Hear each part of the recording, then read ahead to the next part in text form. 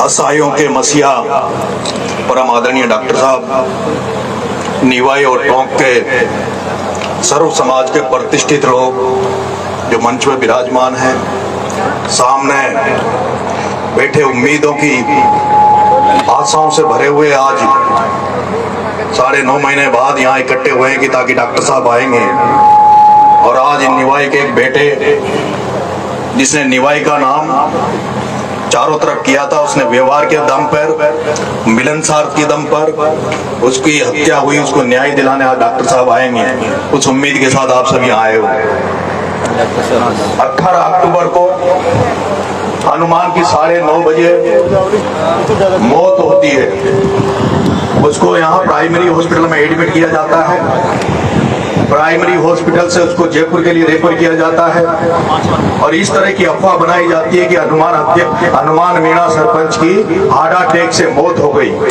जब उसके परिजनों को ये बात बताई जाती है तो उसके पिताजी नारकराम जी अपने गांव से परिवारजनों के साथ जयपुर पहुंचते हैं और जब जीवन रेखा हॉस्पिटल में वो उसके पिताजी जब जाते हैं तो जो वो हनुमान के जो लक्षण देखते हैं, उसकी जीभ को देखते हैं, उसके शरीर को देखते हैं, तो देखते ये कह देते हैं कि मेरे बेटे की हत्या अटैक से नहीं हुई, मेरे बेटे को जहर दे के मारा है और उसकी हत्या की गई है, वो जहर दे के की गई है।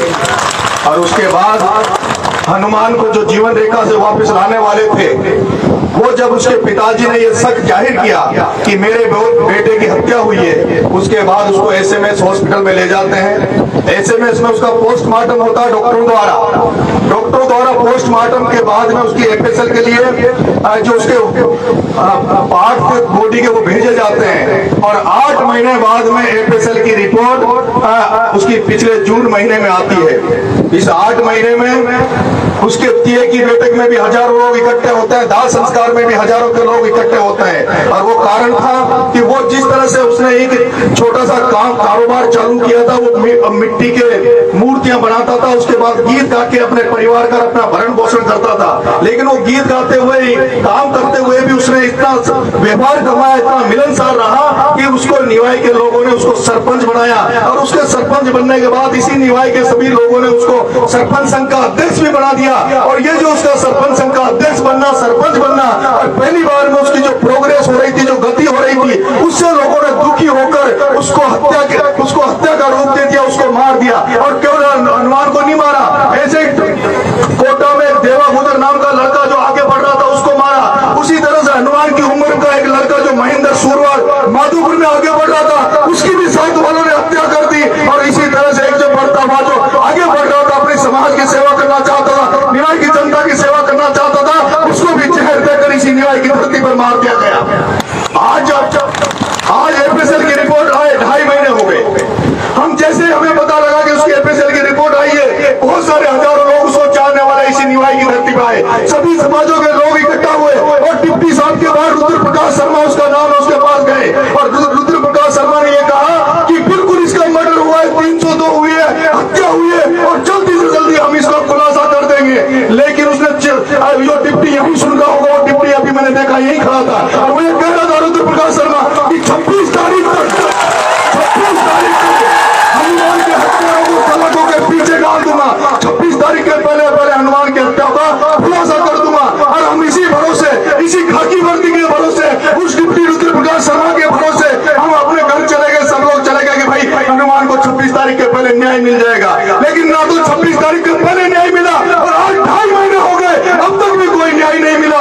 उसके बाद जब 26 तारीख को न्याय नहीं मिला, तब सब लोग इधर उधर भटकते रहे। हमने कहा कि इस निवाई का सबसे बड़ा जो जनप्रतिनिधि है, जिसको आप सबने चुना है, उसके पास आप बात करो, उससे मिलो और उसके परिजन, उसके घर वाले, यहाँ के उसको चाहने वाले, यहाँ का विधायक प्रशांत बेरवा के घर भी गए और उस प्रशांत बेरवा जब चुपचाप रहा, प्रशांत बेरवा जब कुछ नहीं बोला, तो उसके बाद यही परिजन, यही घर वाले, जब कोई न्याय नहीं मिला तो डॉक्टर साहब किरोड़ीलाल जी के पास गए। हम सब बड़ी उम्मीद के साथ डॉक्टर साहब के पास गए और डॉक्टर साहब ने हमें भरोसा दिया, आश्वासन दिया कि मैं निवाई आ रहा हूँ, मैं एसपी को मिलूंगा और हनुमान को न्याय दिलाकर हम देख लेंगे। लेकिन आपको पता है, उसके बाद एमएलए ने खुद ने उनको फोन करके बुला लिया कि मैं भी तुम्हारे साथ हूँ, मैं भी तुम्हें न्याय दिलाऊंगा, मेरे घर आओ। और जब प्रशांत बेरवा के घर गए तो एमएलए ने फेसबुक पर डाली कि मैं डीजी से मिलूंगा, मैं हनुमान को न्याय दिला के रहूंगा।